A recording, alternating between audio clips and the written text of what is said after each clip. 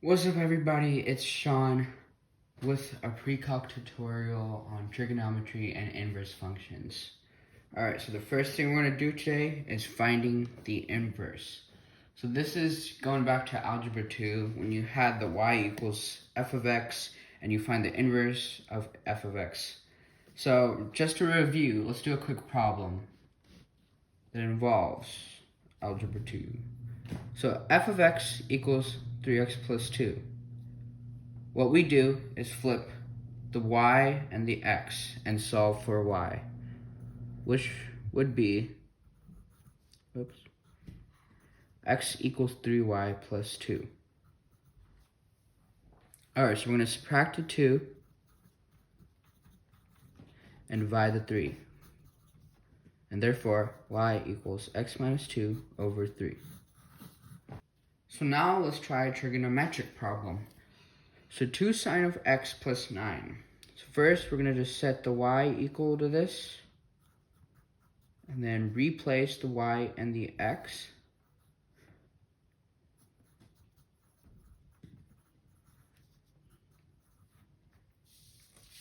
Okay, now we're going to solve for y. So we subtract the 9 from both sides. Divide the 2.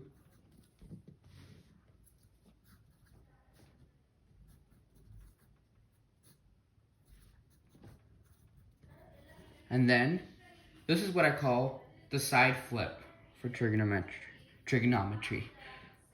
So this is where you take the inverse of sine and you set it equal to y. And you should have learned this in algebra 2. So basically, these two switch with an inverse. And therefore, that is your final answer. You can simplify it even more using a calculator or more, but this is all that's required for now. Alright, so next problem, we're going to use tangent. So same thing here, set it equal to y and flip it. Flip the x and y. And then we do the side flip.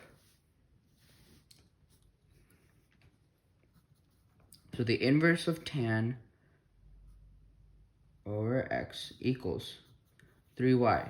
Make sure you solve for y all the way. So what we would do here is divide both sides by 3, and we would get tangent, the inverse of tangent of x over 3 equals y.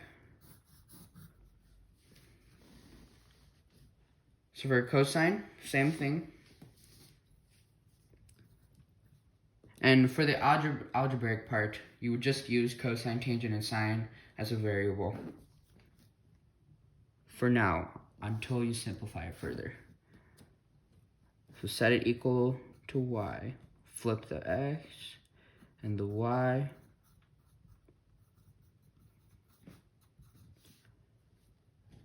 So first, we're going to add the 2.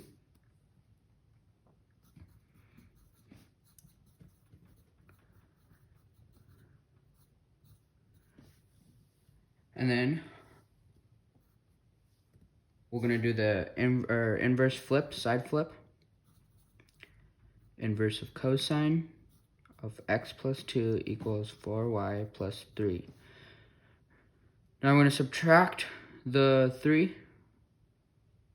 Yep, subtract 3. And x minus 1 equals 4y. Divide both sides by 4. We get the final answer of cosine, the inverse of cosine of x minus 1 over 4 equals y. And there's our final answer. Once again, this all goes back to algebra 2 with our simple algebra.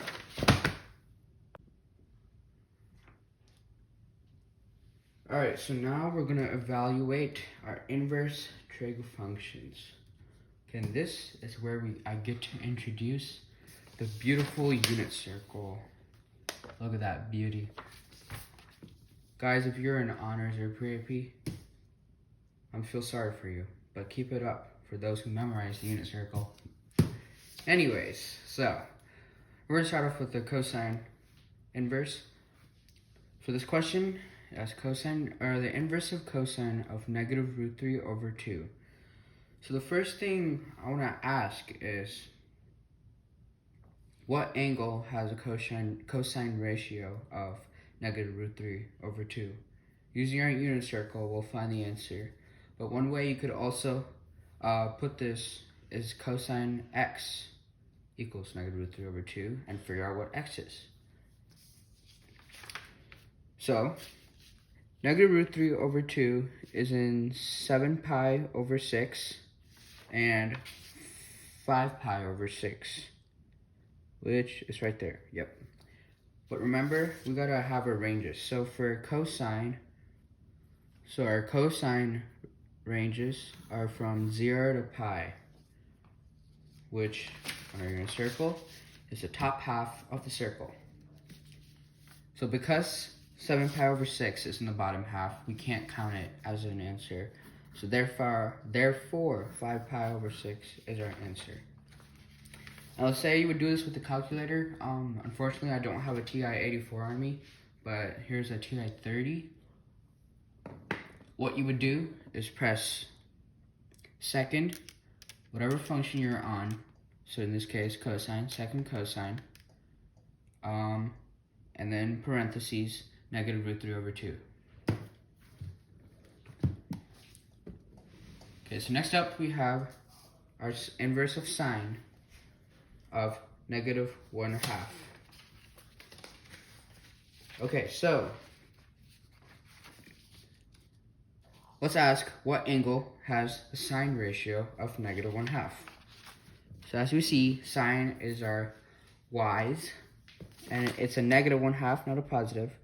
So it would be, let me put this over here, it would be 11 pi over 6, negative 1/2, and 7 pi over 6. So for our sine ranges, it's from negative pi over 2 to pi over 2, which is our the right part of the unit circle. So 11 pi over 6 is the one we're looking for because it's on the right, and 7 pi over 6 is on the left. And once again, same thing you would put on the calculator as second, sine, parentheses, negative 1 over 2. And also, the calculator will not give you two solutions, or it will ruin the function of an inverse function. So it will give you the right answer in degrees or radians.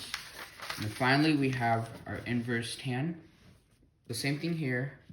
What angle has a tangent ratio of 1, which is 1 over 1.